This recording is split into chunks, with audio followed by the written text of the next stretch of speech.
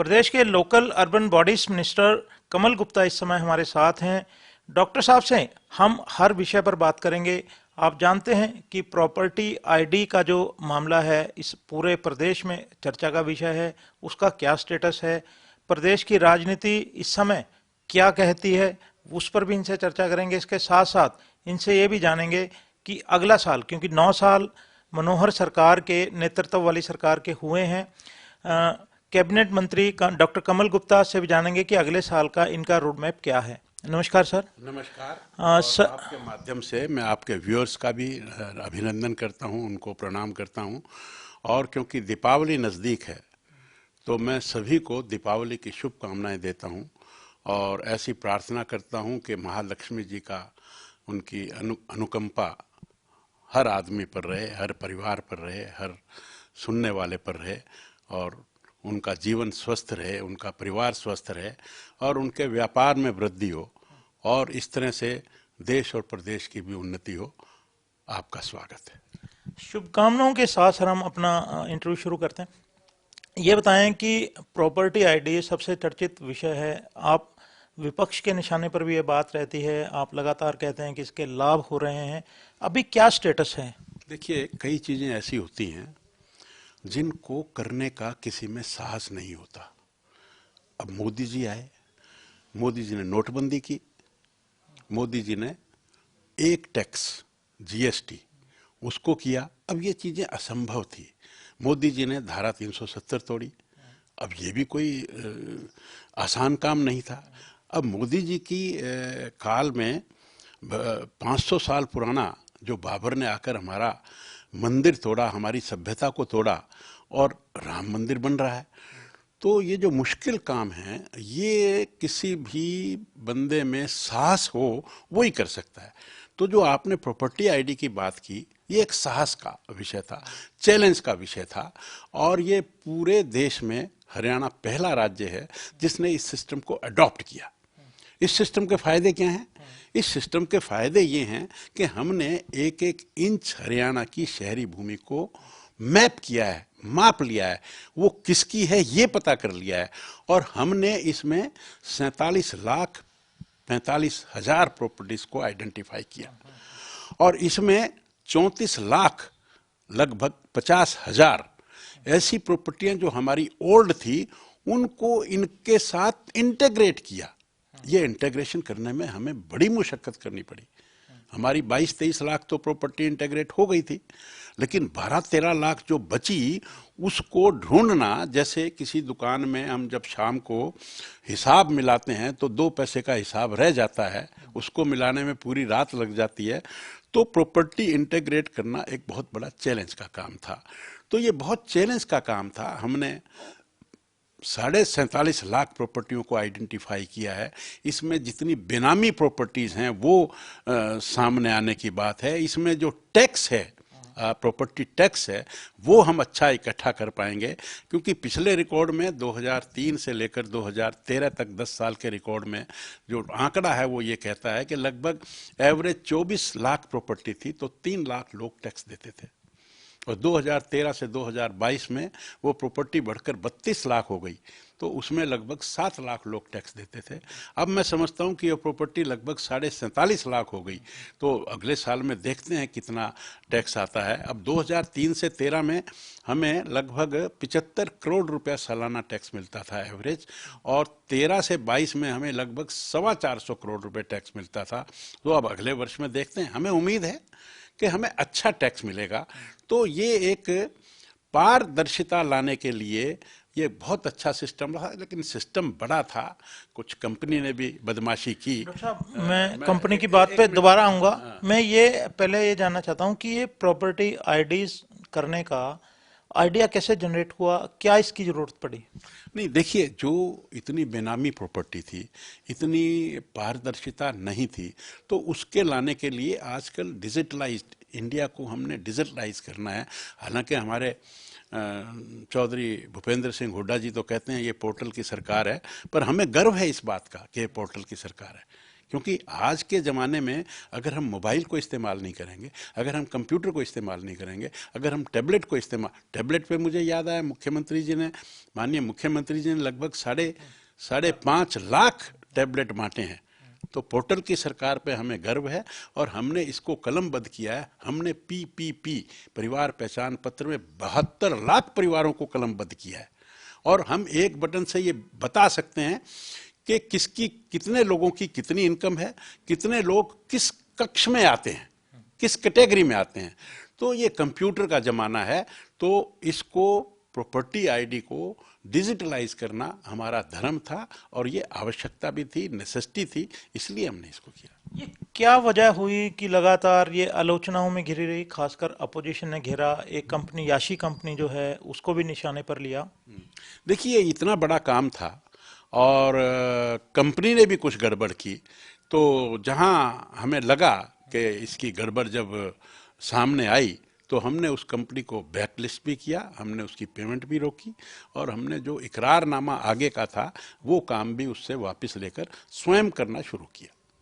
तो अभी जो ये काम है, पेंडिंग काम है, एक तो ये बताएं कि कितनी पेंडेंसी बाकी है और ये खुद करेंगे, अब निगम करेंगे, क्या करेंगे? इसमें हमारे अब कर्मचारियों ने स्वयं ये काम करने का जिम्मा लिया है और ये जो कुछ चीज़ें अब ऐसी स्टेज आ गई है, लगभग हमारा काम पूरा है और ये जो डेली की जो करेक्शंस हैं ये तो चलती रहेंगी, ये तो प्रोसेस है। क्योंकि देखिए जब कंपनी ने हमें प्रॉपर्टीज दी तो ये लगभग 42.5 लाख थी, ये जब डाटा उसने हमें दिया, लेकिन आज वो डाटा भी बढ़कर 47.5 लाख हो गया। यानी कि पिछले साल 1.5 साल में 5.5 लाख प्रॉपर्टीज जो हैं वो बढ़ गई हैं और ये निरंतर बढ़ेंगी, घटेंगी। कहीं 4 प्रॉपर्टी मिलकर एक होती है तो प्रॉपर्टी कम हो जाती हैं, कहीं एक पिता के 4 बेटे हैं तो वो 4 में डिवाइड होती है तो प्रॉपर्टियां बढ़ती घटती रहेंगी।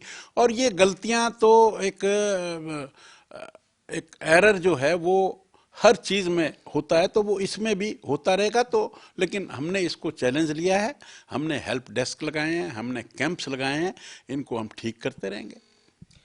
आप अर्बन लोकल बॉडीज मिनिस्टर हैं, क्योंकि जो आजकल डिसेंट्रलाइजेशन की बात ज़्यादा चलती है, अधिकारों को बांटने की बात ज़्यादा चलती है, मैं ये भी जानना चाहता हूँ कि ये जो हमारे शहर की सरकार है वहाँ पर किस तरह के अधिकार जो हैं आपने देने का काम किया, सरकार ने देने का काम किया?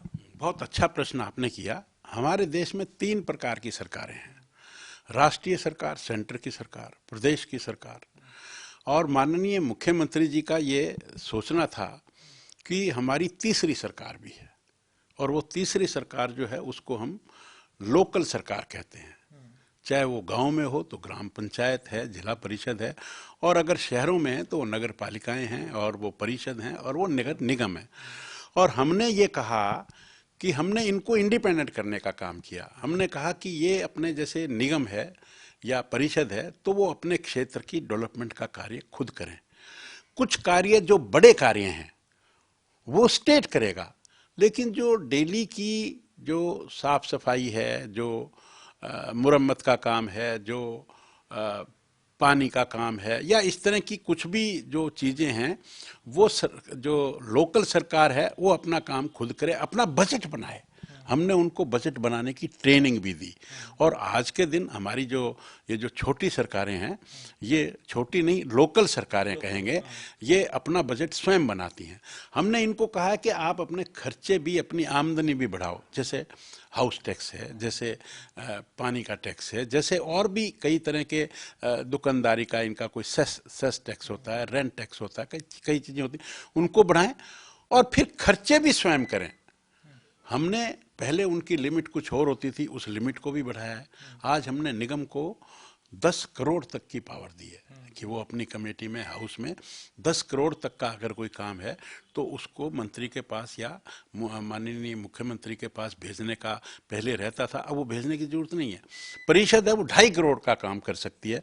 और हमने उनको ये एक इजाज़त दी है कि वो अपनी जो क्षेत्र में जो डेवलपमेंट के, सौंदर्यकरण के, या जो भी जो नेसेसिटी काम हैं वो स्वयं करें, हाउस में पास करें और उसको स्वयं करें।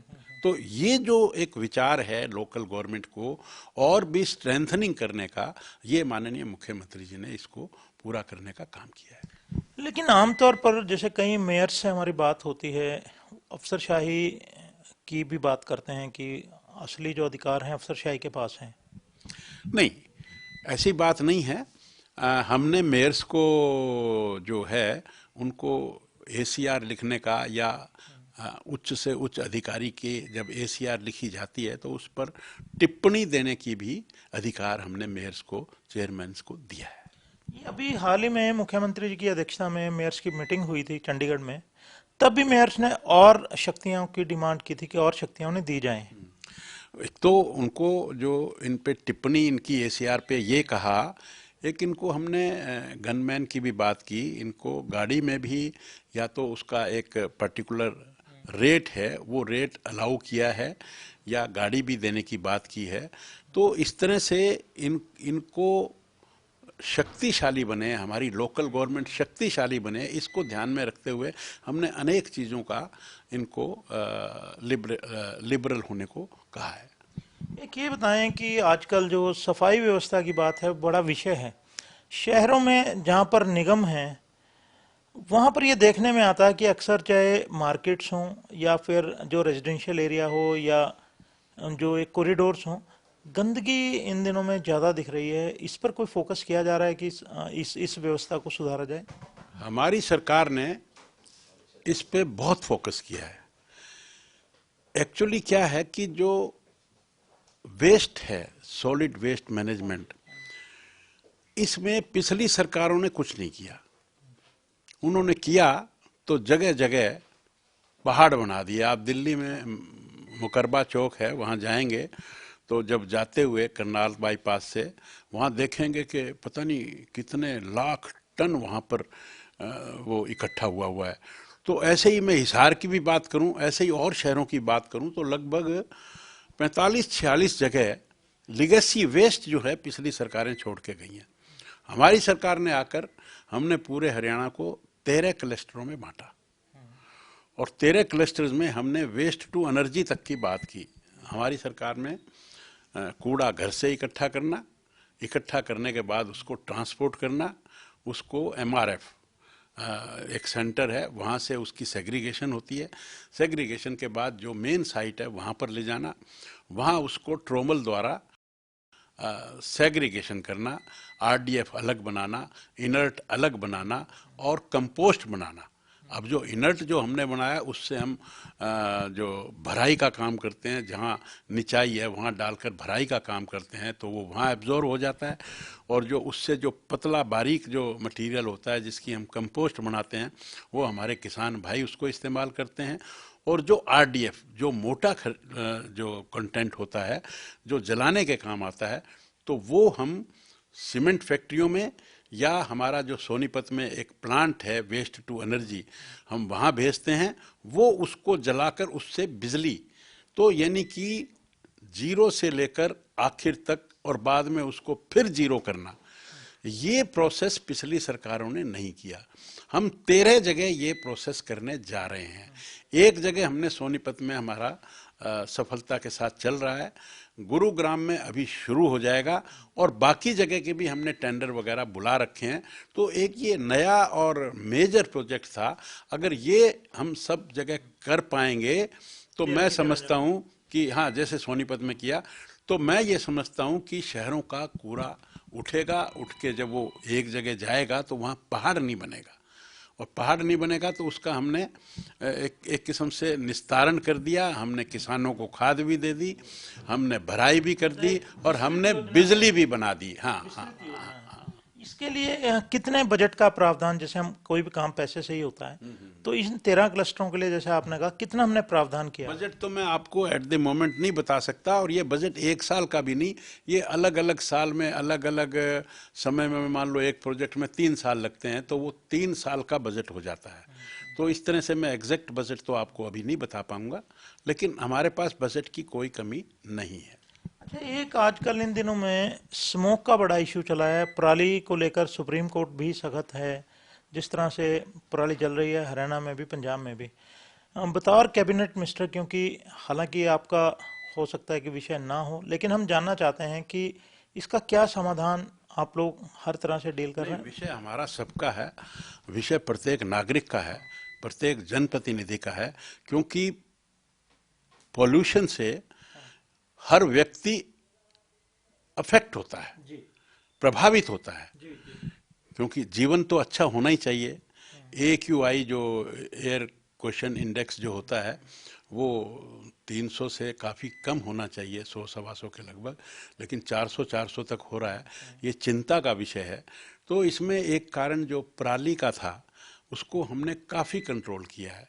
मैं ये दावा तो नहीं करता कि हरियाणा में पराली नहीं जलती, लेकिन as comparison to the earlier time ये बहुत कम हो गई है। अब दिल्ली पंजाब की तो बात वो बताएंगे, लेकिन जहाँ तक मैंने सुना पंजाब है तो और आरोप आपके, लगाता है हरियाणा। नहीं, मैं तो अखबारों की बात कर रहा हूँ। हाँ हाँ। अखबार भी ये कहते हैं कि हरियाणा में पोल्यूशन जो है वो as compare to Delhi and Punjab बहुत कम खराब है, कम खराब है, लेकिन है खराब। तो इसको ठीक करने के लिए हम जगह जगह पर ये कूड़े का भी ठीक से प्रबंध हो और पराली भी ना जले, तो हम, और फिर जो लोग फैक्ट्रियां हैं जहाँ हैं उन पर भी हमने पोल्यूशन बोर्ड का जो कंट्रोल है उसको और सख्त किया है ताकि ये पोल्यूशन कम हो सके। अच्छा, एक, क्योंकि अब हम फिर 10वें साल में प्रवेश कर गए हैं और ये इलेक्शन ईयर भी है, दो इलेक्शंस आप लोगों ने देखने हैं, लोकसभा पहले, फिर आपका अपना विधानसभा का होगा। ये बताएं कि इस साल का आपका अपने विभाग का क्या रोड मैप है। देखिए, हमारा जो विभाग है ये सफाई के लिए और जो लोकल की जो ज़रूरतें हैं उनके लिए, टैक्स के लिए, जो मैंने आपको अभी बातें बताई, चाहे प्रॉपर्टी टैक्स की बात हो, चाहे एक स्वामित्व योजना की बात हो, हमने जिन लोगों को 20 साल से अधिक हो गए और जिनको दुकानें किराए पर थी, हमने एक, माननीय मुख्यमंत्री जी ने योजना चलाई कि उनको उनका मालिकाना हक दे दिया जाए। अब जिस आदमी ने इस धरती पर जन्म लिया, भले ही वो अनऑथोराइज्ड कॉलोनी में हो, लेकिन उसको रोटी कपड़ा और मकान उसको मिलना चाहिए, ये सरकार का भी दायित्व है। तो और जो अंत्योदय जो अंतिम सीढ़ी पर बैठा है उसको भी हमने, उसका भी परिवार पहचान पत्र के नाते अनेक योजनाएं दी हैं, जैसे चिरायु की 5 लाख की योजना दी है, राशन की हमने काफ़ी योजना दी है, नौकरी की हमने काफ़ी योजना दी है। तो इस तरह से अनेक चीज़ों का, ये सवाल इलेक्शन का नहीं है कि इलेक्शन ईयर आया तो हम कुछ और करेंगे। हमारा तो 5 साल का इलेक्शन होता है। हम जो पिछली दफ़ा सरकार जो आई थी, जो इलेक्शन में हमने वायदा किया था, हम के 5 साल में हम आपको बेहतर सुविधाएं मुहैया करवाएंगे, वो हम पहले साल से करवा रहे हैं और उसी में और तरक्की लाकर और कोई हमें कोई नई बात और समझ में आएगी तो उसको भी लाएंगे। ये, इसको इलेक्शन से नहीं जोड़ना चाहिए, मैं समझता हूँ, क्योंकि ये क्या मतलब हुआ कि इलेक्शन आया तो हम आखिरी 6 महीने आमतौर में पे काम देखा करें। जाता है मंत्री जी की घोषणाएं होती नहीं हैं, नहीं लोगों को नहीं नहीं, वायदे किए जाते हैं, नहीं रेवड़ियां बांटी नहीं जाती हैं। नहीं नहीं, देखिए, जो जैसे पेंशन की बात है, हमने कहा कि 3,000 की पेंशन देंगे, पर हमने पहले साल में तो नहीं दी। लेकिन ऐसा भी नहीं कि हमने पहले साल कुछ नहीं दिया, हमने 250 रुपये हर साल बढ़ाए। तो ऐसा तो नहीं है ना कि हमने पहले 4 साल तो बढ़ाए ना हो और 2,000 के 3,000 क्योंकि इलेक्शन ईयर आ गया इसलिए कर दिए हो, ऐसा तो नहीं हुआ ना। अभी भी हमने 250 दिए, पिछले साल भी 250 दिए थे। तो ऐसे ही ये प्रॉपर्टी आईडी की जो लाभ है, स्वामित्व योजना का जो लाभ है, अब ये चल तो 2 साल से रहा है, 3 साल से रहा है, लेकिन जो परसेप्शन है, कई दफा प्रेस भी जो है वो इसको ऐसा प्रेजेंट करती है कि ये हमने केवल लास्ट ईयर में किया, जबकि ये चल तो पहले से रहा है। तो मैं समझता हूँ कि हमारी जो 5 साल का एक रेगुलर इम्प्रूवमेंट कैसे हो, उसके हिसाब से हमने योजनाएं बना रखी हैं और वो हम चला रहे हैं। मैं थोड़ी सी बात राजनीति की करेंगे। ये बताएं कि जिस तरह से अपोजिशन, खासकर कांग्रेस पार्टी, सरकार को हर विषय पर घेरती है, अ, इसको आप किस तरह से लेते हैं? जैसे परिवार पहचान पत्र को परिवार परेशान पत्र कहा जाता है, प्रॉपर्टी आईडी को भी कहा जाता है, और ये भी हुड्डा साहब क्लियर कट बोलते हैं कि उनकी सरकार आने के बाद जितने जो पोर्टल उनके मुताबिक जो काम के नहीं है उन्हें बंद कर दिया जाएगा? देखिए, जो बातें आपने कही, अगर वो ये बातें कंटिन्यू रखेंगे तो हमें तो उनके बारे में बोलने की आवश्यकता ही नहीं है, क्योंकि जो सुनने वाला है, मैं मेडिकल में सर्जन हूँ, तो हमारे जो बॉस थे वो कभी कभी कहते थे कि best thing to avoid complication is not to do surgery. अब जो आदमी डरे कोई भी काम करने से, प्रॉपर्टी आईडी का काम करने से डरे, नोटबंदी करने से डरे, जीएसटी लाने से डरे, स्वामित्व योजना देने से डरे, कॉलोनी को ऑथोराइज करने से डरे, और इस डर से वो ना करे कि भी करेंगे तो कुछ गलती होंगी, और गलती होंगी तो इसलिए हम करें ही ना, हमारी वो पॉलिसी नहीं है। हमें ये लगा कि ये काम अच्छा है, हम करेंगे, उसमें बाधाएं कितनी भी आएं। नोटबंदी, वेनेजुएला में नोटबंदी हुई, एक दिन में उन्होंने वापस लिया, हमने इसको सिरे चढ़ाया, जीएसटी को सिरे चढ़ाया, और जैसा शुरू में मैंने कहा, राम मंदिर को सिरे चढ़ाया, धारा 370 को तोड़ने में, और पता नहीं कितनी बातें हमने सिरे चढ़ाने के लिए की। और सिरे चढ़ाने के लिए की तो दिक्कतें तो आती हैं, जब आदमी पहाड़ पर चढ़ता है तो उसको दिक्कत तो आएगी, लेकिन जो चढ़ेगा ही नहीं तो उसका क्या विषय, उसका क्या चर्चा करनी। अच्छा, ये आदरणीय हुड्डा साहब कहते हैं कि भी पोर्टल की पोर्टल हटा देंगे, हटा देना पोर्टल, वो तो ये, हाँ वो कहते हैं ना, है ना, हम तो मान रहे हैं और हमें गर्व है इस बात का कि हमारी पोर्टल की सरकार है। अब वो तो 4-4 डिप्टी चीफ मिनिस्टर बनाने के लिए तैयार हैं। क्या मतलब है इसका? क्या बताना चाहते हैं कि डिप्टी चीफ, मतलब लालच देना चाहते हैं? वो लालच से सरकार में आएंगे? अरे काम से सरकार में आइए ना। पहले एक ब्राह्मण को chief minister, deputy chief minister, फिर दलित को, फिर और 100 चीफ मिनिस्टर बना, और फिर ये सब काम तो वो कहता है जिसको पता है कि तैने तो बनना ही नहीं। वो नहीं, वो कह दें कि मैं तो 10 डिप्टी पीएम बनाऊंगा, वो कुछ भी कह दें, कोई भी व्यक्ति कुछ भी कह दे। तो इनेलो के अभय सिंह चौटाला ने भी कहना शुरू किया कि 2 डिप्टी सीएम बनाएंगे। जिसको कुछ मिलना नहीं वो कह दे कि मैं तो 10,000 की पेंशन दूंगा, मैं तो 10 लाख की पेंशन दूंगा। क्यों?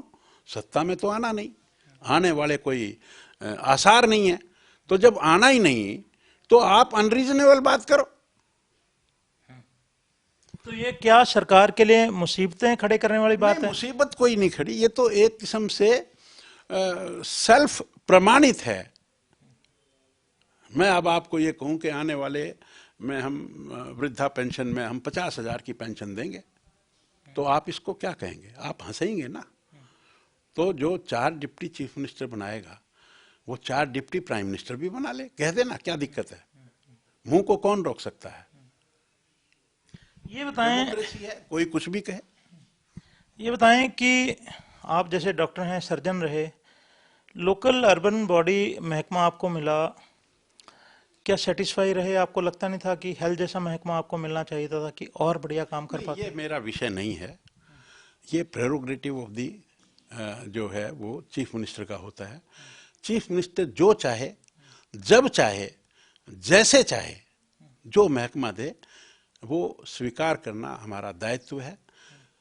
और ये एक संगठन में के भी और एक अच्छी सरकार में भी ये कंसेप्ट होनी ही चाहिए। वो जो हम तो नट बोल्ट हैं, जहां हमें कोई कसे कसे। डॉक्टर कमल गुप्ता, आप क्या चाहते हैं कि विधानसभा या उससे बड़ी पंचायत में जाना चाहते हैं? ये तो पार्टी का प्रेरोगेटिव है। पार्टी, हमने कहा ना, हम तो नट बोल्ट हैं, पार्टी हमें जहां चाहे वहां रखे, हम रहेंगे। शुक्रिया। तो ये हैं डॉक्टर कमल गुप्ता, जिन्होंने हर विषय पर बेबाकी से अपनी राय दी। और जो डिप्टी सीएम बनाने की बात है, 4 या फिर 2, उनका ये कहना है कि कितने भी बनाने की घोषणा कर सकते हैं, क्योंकि इनको सत्ता में नहीं आना है। कितनी ही बड़ी घोषणाएं लोगों के साथ वायदे करें, इनके लिए इन वायदों का कोई महत्व नहीं है। एएनबी न्यूज के लिए चंडीगढ़ से कैमरामैन रिजवान के साथ राकेश गुप्ता।